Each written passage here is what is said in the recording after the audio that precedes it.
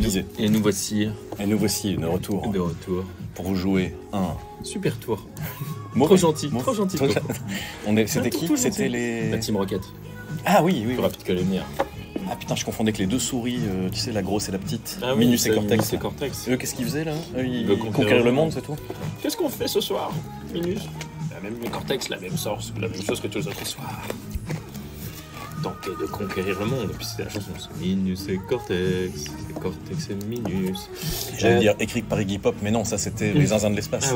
Ah oui. Décidément, c'est pas grave. je passe d'un titre à l'autre. Ouais, donc franchement, dis-toi, depuis notre dernière session d'enregistrement, qui était il n'y a pas si longtemps, c'était quoi? Oui. C'était... Alors, est-ce que tu penses que tu peux avoir le réflexe de tenir le truc un peu comme ça? Ouais, je peux faire ça un petit peu, ouais. Je peux y penser. Pas forcément besoin de le tenir. Ouais, juste comme ça. Pas micro-menton, Voilà. ça je me souviens. J'ai fait un peu d'événementiel, je passais mon temps à dire. Ou un peu de tech en événementiel, je dirais. Ouais, micro-menton. Micro-menton. Alors, pourquoi est-ce que j'ai laissé les micro-cravates à la maison? C'est parce que... Comme on peut s'en rendre compte les auditeuristes, non? Ouais. Pourquoi j'ai laissé le micro à la maison? Parce que, au final... Déjà, je pense que rien ne vaut le micro natif de l'iPhone, Yes. qui est réputé pour être un excellent micro. Yes. Et de l'autre, c'est que je me suis battu sur tous les interpotes précédents avec des frottements. Ouais. J'imagine bien. Voilà, alors peut-être qu'en été, ouais c'est ça, peut-être qu'en été on les reprendra quand on sera en t-shirt, mais là clairement en manteau l'hiver. Ouais. Donc voilà. Puis c'est pas mal parce que là en fait on a le micro dans la main, donc on y pense, on parle, tu vois genre à la limite, et peut-être même que au-delà de la forme, sur le fond, en gros on est plutôt, ça nous fait dire des choses plus que si on vit notre life, qu'on marche, tu vois genre. Peut-être. Très bon, on est à Starbucks, hein, on peut le dire. Vas-y, tu claque une douille. Claque une douille, ma couille. Sens-tu ce petit bout de noisette? À la fin. Ah oui, à la fin. Non, mais moi c'est une finale, comment dire. Rien que le côté un peu... C'est vrai que le café froid, c'est bien. Moi, j'aime bien le café froid. J'y pense. Je trouve juste que c'est pas encore... Alors, attention, il y a café froid, il y a café glacé. Ah. Le café froid, c'est celui que t'as oublié. Un peu, ouais. J'ai découvert le café froid depuis que j'ai des enfants. Avant, je connaissais pas. Tu sais, tu fais un café, puis 2 heures plus tard, tu fais ah tiens, le café de ce matin que j'ai pas vu. Ça, c'était le café froid. Le café glacé, non, il y a une différence. Blague à part, il y a une différence. Ok, café glacé, très à la mode. Thé glacé aussi, hein. Très à la mode parce que tu sers ça dans des immenses verres, théoriquement, avec d'immenses glaçons. Ainsi qu'une immense paille. Tout est immense. Ouais. Sauf la personne qui le boit, qui doit traditionnellement être très menu. Faire moins d'un mètre 60. Et ouais, ça c'est café quoi, t'as dit? Glacé? Les cafés glacés, frappés. Ouais, et qu'est-ce que t'appelles un café froid sinon? Café froid, c'est un café que tu mets, une bouteille de café que tu mets au frigo. Enfin, ah ouais? Ouais, et qui ça se sert sans glaçon. Ah oui, d'accord. Et ça rend pas la même chose? Non. En fait, ce que je voulais dire simplement, c'est que les cafés glacés qui sont à la mode sont gourmands. C'est un peu sucré, tu vois. Là, il a mis de la crème dessus, etc. Donc c'est un peu des espèces de cocktails au café, quoi. Ouais. Alors que le café froid et le thé froid, qui se vend, je sais pas si tu as déjà fait gaffe en supermarché, mais tu as des thés qui infusent dans l'eau froide. Ce sont des produits qui se consomment de façon moins gourmande et plus. Ouais, mais moi j'aime bien. Tu peux te faire des seaux de thé froid. Moi laisses au frigo. Franchement, alors je vais le refroidir potentiellement avec des glaçons pour que ce soit bien frais, mais juste un café normal, bien refroidi au frigo, potentiellement avec un glaçon quand même, mais sans sucre, sans rien. L'été, ça peut me faire plaisir, tu vois. Ça. Et peut-être que je vais rajouter une petite touche de lait là, mais vraiment un truc. Mais pas de sucre, pas machin. Le soleil est revenu. Il fait doux, c'est le printemps. C'est le printemps. Bon printemps à tous. Non, mais c'est vrai. Oui. Ça veut dire quoi pour toi? Ça veut dire retour sur les terrasses? Ça veut dire qu'il y a une bouteille de sangria au frais? Ça veut dire qu'il y a... C'est quoi le printemps? Non, mais c'est quelque chose de très important pour moi physiologiquement. C'est-à-dire qu'en fait, il faut savoir que tous les... Vous ne le voyez pas, mais il bourgeonne. Ouais, non, mais en fait... en plus, j'ai eu une petite surprise parce que comme je reviens d'une semaine de vacances, j'ai un peu oublié, mais sinon dans mon quotidien, je mesure un peu tous les jours en hiver quand le temps qu'on gagne de lumière le matin, le temps qu'on gagne de lumière le soir, je le mesure pas que en regardant. C'est que je me rends compte tous les jours, tiens, il y a 10 jours, je suis rentré à telle heure au même moment et il faisait encore un peu nuit, là il commence à faire un peu jour, enfin tu vois, genre... Et donc j'aime beaucoup voir la défaite de l'hiver. C'est quelque chose. Ok. Je suis super sensible. Je suis un peu sensible à la lumière et à la température. Donc ouais, j'attends ça, quoi. Ok. Donc, Et en plus là, t'as dû remarquer comme la France entière, mais il y a eu vraiment un changement très net. Du jour au lendemain, c'était le printemps. Ouais, c'est ça. Et c'était pas plus tard qu'avant-hier, quoi. Enfin, ça se joue au début de semaine. C'est ça exactement. Et en plus, moi, je revenais de mes vacances là. Donc c'est vraiment là, je ne puis border de nouilles parce que je suis parti tardivement faire du ski de fond. Il y a un peu plus de 15 jours, c'était tempête de neige, on a eu méga neige. Puis pouf, il a commencé à faire beau et je rentre à Paris, il fait beau. Et voilà, trop bien. Donc l'alignement des planètes. Exactement. Et donc ouais. Et puis moi, ça veut dire dehors, quoi. Dehors. Mais avec les enfants, c'est plus cool quand même. Tu vois, toutes les activités. C'est ça aussi, c'est toutes les activités. Tu t'es obligé d'être un peu moins à tout prévoir parce que au pire, tu vas un peu dehors, quoi. Tu temporises, t'es en avance, machin. Là, on va faire un tour là, on va dans un petit parc à côté. Alors que quand il pleut et qu'il fait froid, c'est relou. Tout doit être millimétré. Alors, ouais. Et, moi, la question des charges de vêtements aussi m'importe dans le sens où, alors moi, j'adore partir en pull, quoi. Genre en t-shirt aussi, mais là, t-shirt pull. Pas encore. Ouais, t-shirt pull. La météo permet pas encore de partir en t-shirt, mais partir en pull, pour moi, c'est super parce que le manteau, même en hiver, le manteau finit souvent à l'arrière de la bagnole ou. Ah oui, parce que toi t'as la voiture et tout. Ouais, et puis au final, ça fait du stock, ça fait de la charge supplémentaire, alors que le pull. Enfin voilà, c'est plus léger dans tous les sens du terme. Moi j'ai une approche un peu plus utilité. Enfin moi je suis plutôt à être légèrement suréquipé que sous-équipé. Bah je vois ça. T'es avec ton manteau de ski là. Pas du tout. Si je verrais mon manteau de ski, ça c'est une veste légère pour moi. Non, j'exagère. Non, elle est un T'es frileux, toi. Je suis un frileux, ouais. Je suis un frileux. Non, mais par contre moi ça veut dire effectivement petite veste en peu là, notamment une veste noire que j'ai chinée sur tes conseils. Ah oui, bah tiens, j'ai une anecdote de friperie, quoi. Friperie, ouais, tout à fait. Alors, les grandes oreilles, Big Brother, ou tout simplement l'Algo, a mis sur mon chemin des pubs de friperie itinérantes. Oh. Ouais. J'ai regardé, et donc il y en a à Caen, dans ma ville. Et j'en ai fait une la semaine dernière, j'en refais une ce week-end. En fait, c'est un immense stock de fripes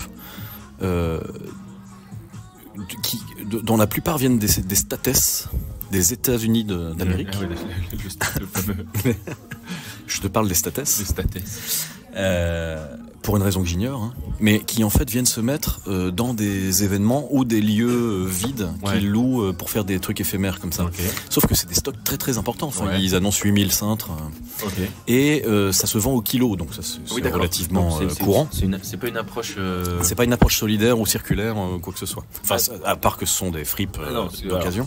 Oui, mais si quand même, mais c'est pas ça que je veux dire. C'est l'inverse que je veux dire. C'est pas une approche élitiste de la fripe en mode. Ah non, oui. Par contre, c'est pas 40 € le manteau. Non, là c'est.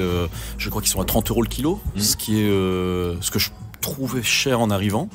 Et puis, alors donc j'ai découvert en allant sur la première la semaine dernière que c'était donc des stocks US, mais pas des stocks US. Comment dire en fait, tu vois, c'est beaucoup de fringues promotionnelles, publicitaires. Genre t'as des t-shirts pour des marques d'huile, de moteur, tu vois, des trucs qui sont là du coup vraiment bien dans le jus. Ouais. Alors évidemment après t'as les marques, les marques champions, t'as les marques Nike et tout, enfin Nike, et t'as des trucs sans marque, enfin t'as vraiment absolument de tout.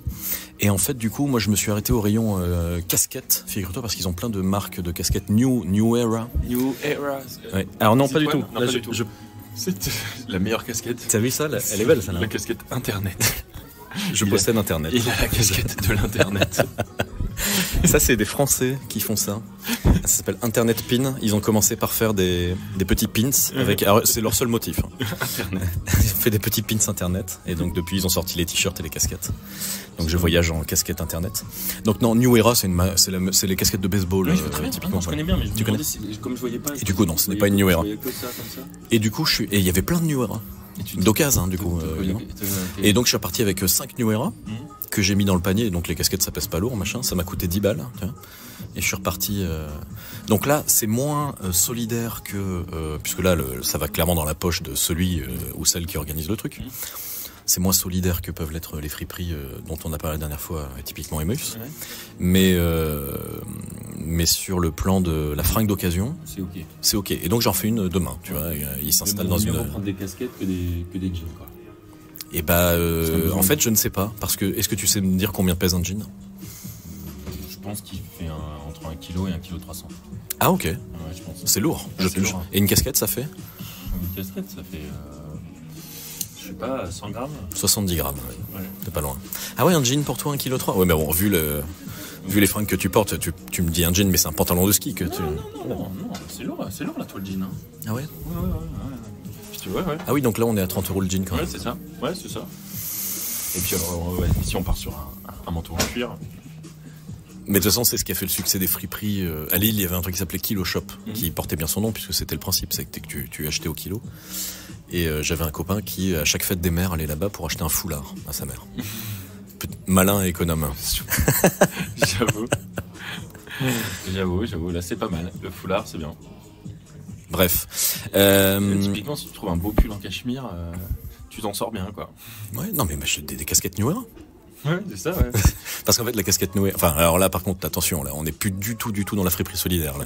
Mais j'allais dire, la casquette New Era, tu la mets sur Vinted derrière, tu la mets à 10 balles. Tu fais du x5, quoi. À tous nos amis entrepreneurs, il y a un bis à faire à monter.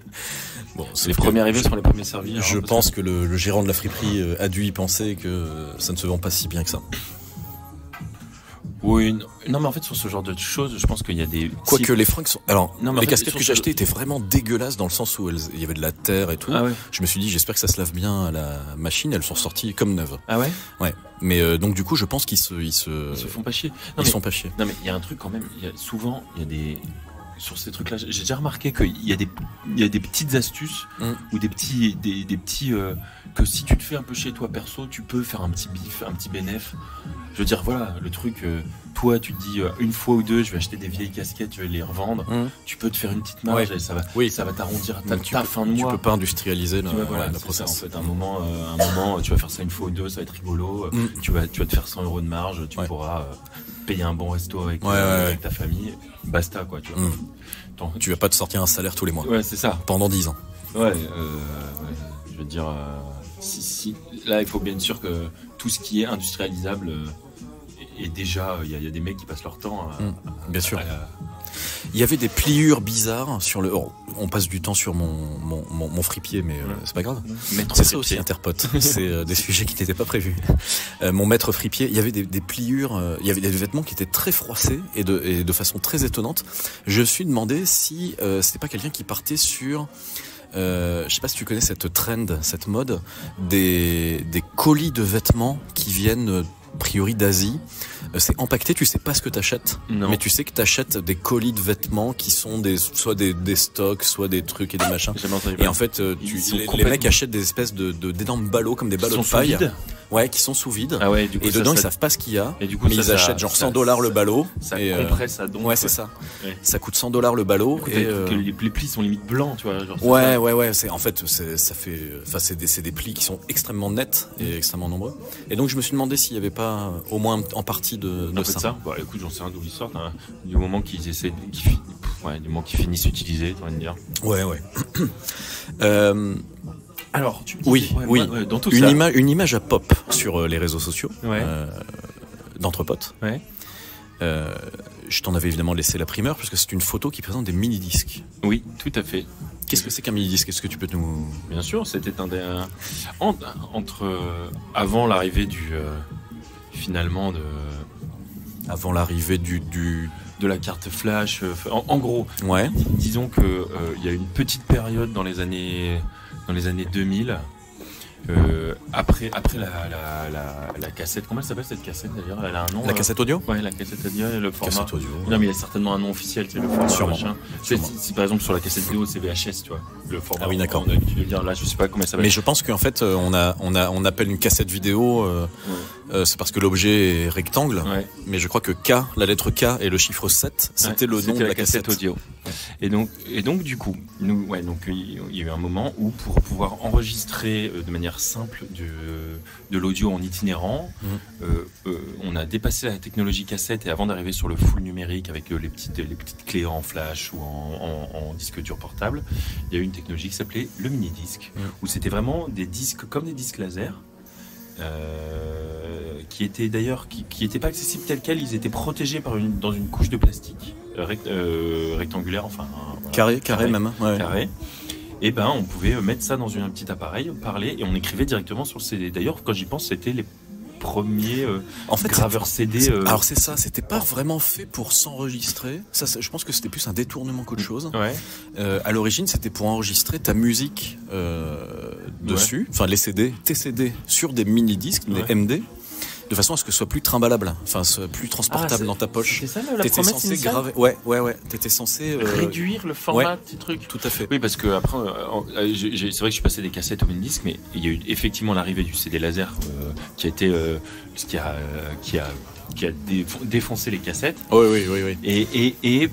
Mais qui était pas les lecteurs CD étaient peu transportables. Alors, oui et non, moi j'en ai eu plein. Ça sautait. C'était mon gros truc au collège-lycée. Je me baladais avec mon lecteur cassette. Il sautait tout le temps, effectivement. Ils vendaient toujours l'option anti-choc qui marchait toujours masse or ménos. C'est plutôt ménos que masse.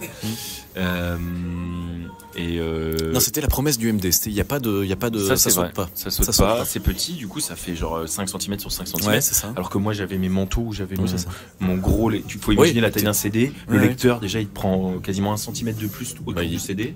Donc t'as il fallait une poche kangourou. J'avais des grosses poches. J'avais des poches dédiées où j'avais que ça. Et j'avais toujours plein de piles dans mon sac de cours. Parce que ça bouffait des piles ce truc, mais c'était débile la consommation de piles. Mais bon, moi, c'est bon souvenir. Et à l'époque, il n'y avait pas grand monde qui se baladait avec du son.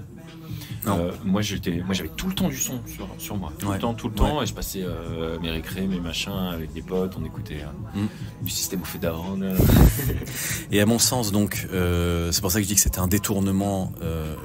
Je pense que c'était pas prévu pour de l'écriture comme ça.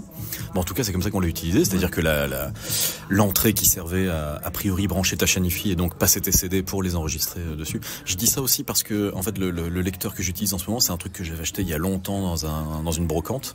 Et en fait le gars me l'avait vendu avec sa caisse de vieux mini-disques. Et sauf que tous ces mini-disques à lui, c'était justement de la musique écrite dessus.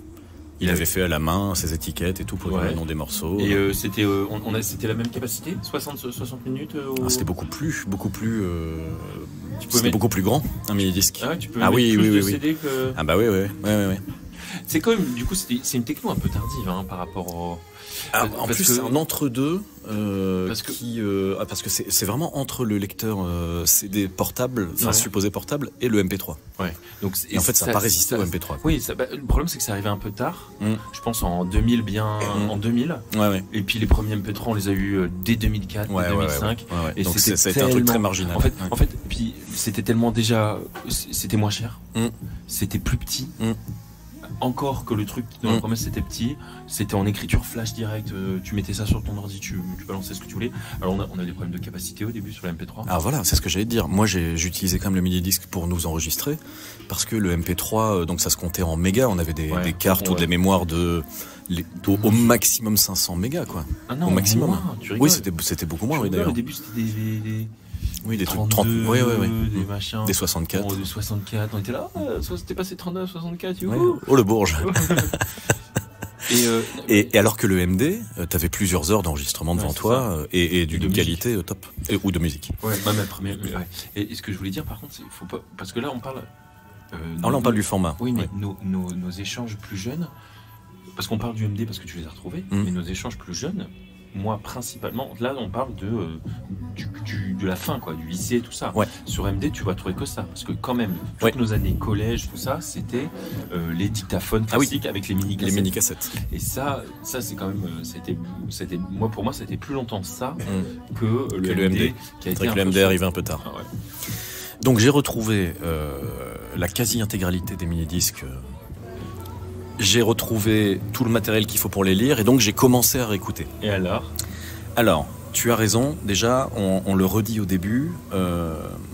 En fait, il faudra que vous réécoutiez l'épisode 1 si vous n'avez pas la ref, puisqu'on explique tout. On explique ce qu'on faisait avec Samuel Disc, etc.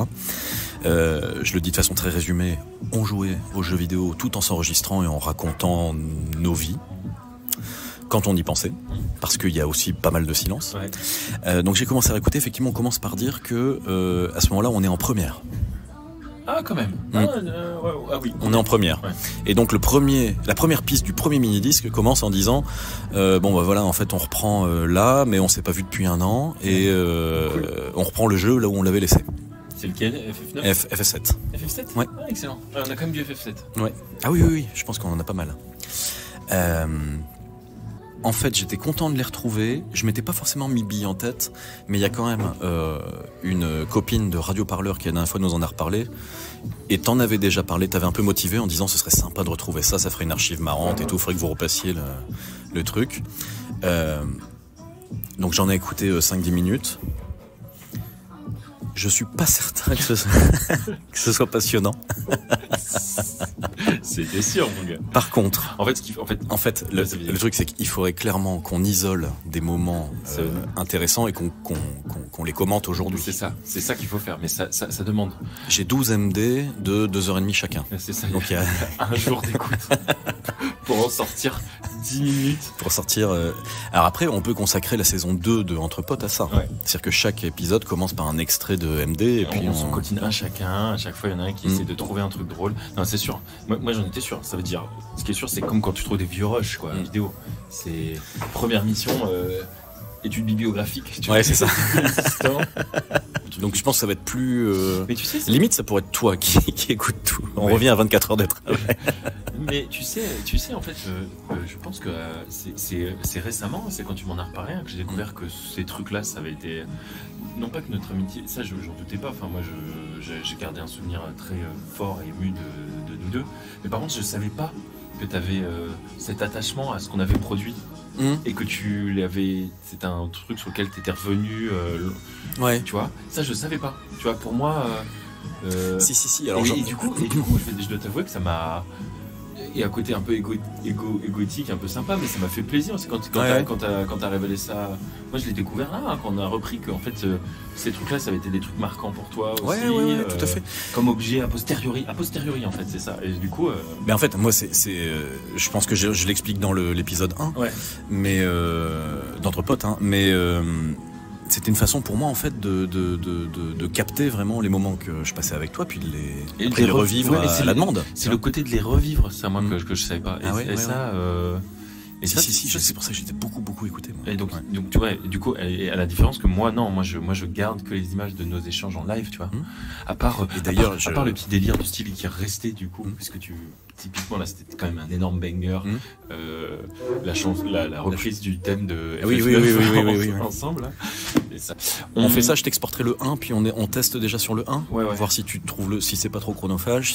Alors c'est sûr que ça va être chronophage. Non, mais tu peux te le mettre une fois de temps en temps. Enfin, hélas, j'ai envie de te dire, tu te démerdes, mais tu me dis si c'est démerdable, justement. Mais déjà, c'est un bon exemple. C'est que si tu m'envoies un truc et qu'en bout d'une semaine, j'ai toujours pas pris le temps de l'écouter, c'est qu'il faut qu'on voit le format, tu vois. Moi, je pense qu'on peut en faire un épisode comme ça qui, justement, commente. Parce qu'il faut qu'on fasse dans l'ordre aussi, il faut que ce soit chronologique, ce sera plus intéressant pour les gens. Et on évitera, je pense aussi, de prendre des trucs soit trop private joke, soit trop jeux vidéo, parce que là on va avoir de la perte en ligne, je pense, sur les gens qui nous écoutent. Mais donc plus des trucs de discussion générale ou de. Nos millions d'auditeuristes. Et qu'est-ce que je voulais dire? Et peut-être qu'on peut tester. Peut-être qu'on peut tester donc un épisode avant la fin de la saison là-dessus pour voir comment ça réagit et se poser la question de si on reprendrait pas le modèle, si ça fonctionne bien pour la saison 2. Yes, ça me paraît bien. Je suis d'avis là, j'ai la bougeotte là. On bouge ? Ouais. Allez. Bisous. À bientôt pour un épisode complet.